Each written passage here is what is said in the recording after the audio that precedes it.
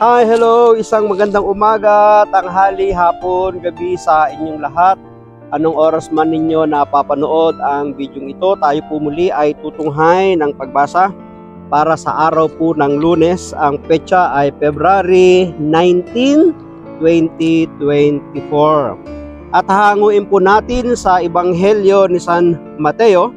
Ang kabanata ay 25, mga talatang 31 hanggang 46. Noong panahong iyon, sinabi ni Jesus sa kanyang mga alagad, darating ang anak ng tao bilang hari, kasama ang lahat ng anghel at luluklok sa kanyang maringal na trono.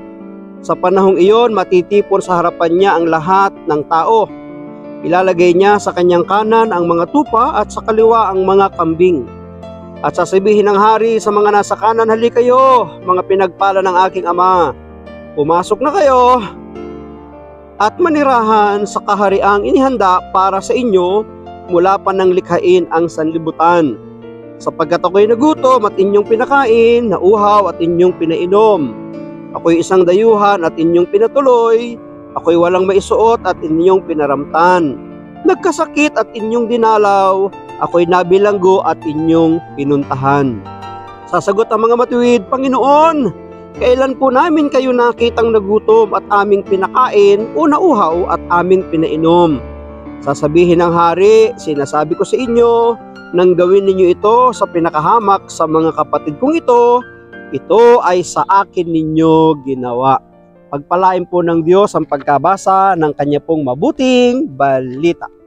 Ang atin pong refleksyon or pagsasadiwa ay hahanguin po natin sa Aklat ng Simbahay 2024. Sinasabi ko sa inyo nang gawin ninyo ito sa pinakahamak sa mga kapatid ko ito ay sa akin ninyo ginawa. Mapapansin po ninyo na yung matuwid at saka masama ay may parehong katanungan sapagkat sa atin pong pagbasa, mayroon pong ginantimpalaan na hindi nila alam kung bakit sila nagantimpalaan. At ito nga ay yung buhay na walang hanggan na napasama sa pagliligtas. Isinama sa kaharian ng langit, sa kaharian ng Diyos.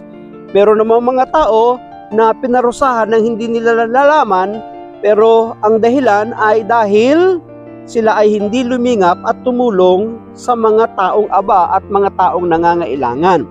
Hindi nila parehong namalayan na ang kanilang aksyon, yung kanilang paggawa, mabuti o masama, ay parehong may katumbas na gantimpala or parusa. Mahalaga kay Jesus ang mga taong hindi pinahahalagahan ng lipunan. Ang mga maliliit, ang mga aba, at ang mga kapos ay mayroong natatanging puwang sa puso ni Jesus. Totoo yun. Kung dito sa bundong ito, dito sa balat ng lupa, may mga taong hindi pinapahalagahan, ang mga taong nangangailangan, ang mga taong aba, ang mga taong hirap, ang mga taong gutom. Para kay Jesus, sila ay may puwang, may bahagi sila sa kaharian ng ating Panginoong Jesus. Maraming mga tradisyon at debosyon tuwing panahon ng Kwaresma na nagbubunsod sa ating magnilay sa pagsakop ni Jesus sa tanan, sa lahat ng tao. Mabubuti ang mga ito, ngunit lalong mabuti kung tatambalan natin ito ng pakikipagtagpo sa mga taong mahalaga sa Panginoon. Ang panahon ng Kwaresma hindi lang pagninilay, pagsasakripisyo ng ating buhay, ng ating mga gawa. Ito din ay pagtugon, pagtagpo sa mga pangangailangan ng mga taong nasa ating paligid. Ang panahong ito ay humahamon sa atin sa isang kakaibang debosyon.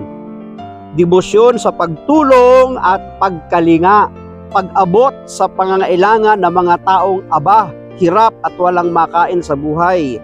Maraming nangangailangan nito at walang ibang inaasahan si Jesus na aagapay sa kanya sa gawaing ito maliban sa atin na naturingan niyang mga alagad. Ikaw yun, ako yun, tayo yun. Extension tayo ng kamay ng ating Panginoon para maabot yung mga taong nangangailangan sa ating paligid, sa ating mundo na ating pong ginagalawan. Maraming salamat at pagpalain tayo ng ating Panginoon. Ang palagi ko lamang sambit, I love you with the love of the Lord. Bye-bye and bye-bye.